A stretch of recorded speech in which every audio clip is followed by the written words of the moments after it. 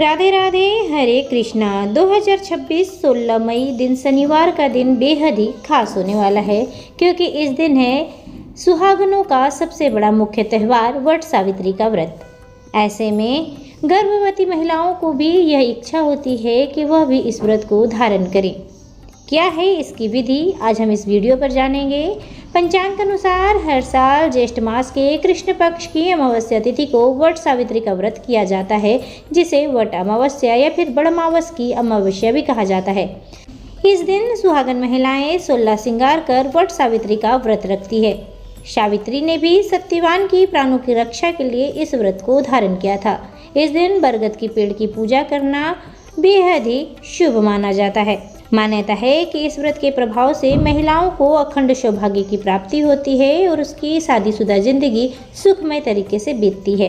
2026 में 16 मई का दिन बेहद ही खास होने वाला है, क्योंकि इस दिन है वट सावित्री का व्रत और गर्भवती महिलाओं को भी यह उम्मीद होती है कि क्या वह इस व्रत को रख सकती हैं, और अगर इस व्रत को यह रख रही हैं तो उन्हें कौन कौन सी सावधानियां बरतनी चाहिए। बता दें आपको कि सबसे पहले अगर आप गर्भवती हैं तो इस व्रत को अगले साल धारण कर लीजिएगा, लेकिन अगर फिर भी आपको यह इच्छा है कि आप इस व्रत को धारण करें तो इसकी विधि बेहद ही सरल मानी जाती है। सबसे पहले आप अपने डॉक्टर से आश्वस्त हो जाए, सलाह मशवरा ले ले कि क्या उनका शरीर व्रत धारण करने के लिए सही है या फिर नहीं।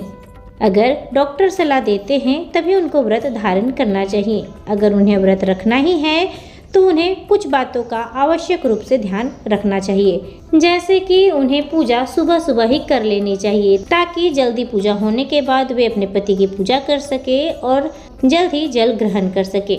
इस व्रत में दिन भर उपवास रखने की आवश्यकता नहीं होती है।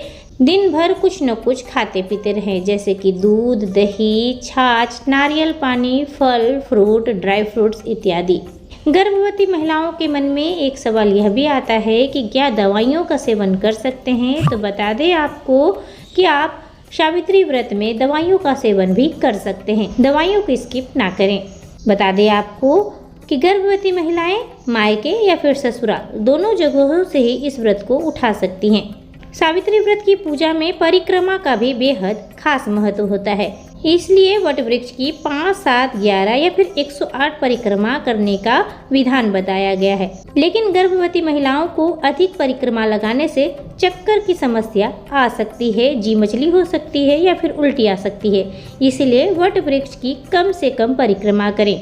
हो सके तो 5 परिक्रमा पूर्ण करने के बाद ही परिक्रमा को नहीं करना चाहिए। उन्हें अपने सेहत का ध्यान अवश्य ही रखना चाहिए।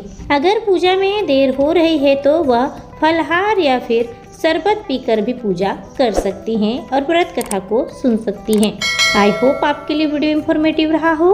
हर हर महादेव।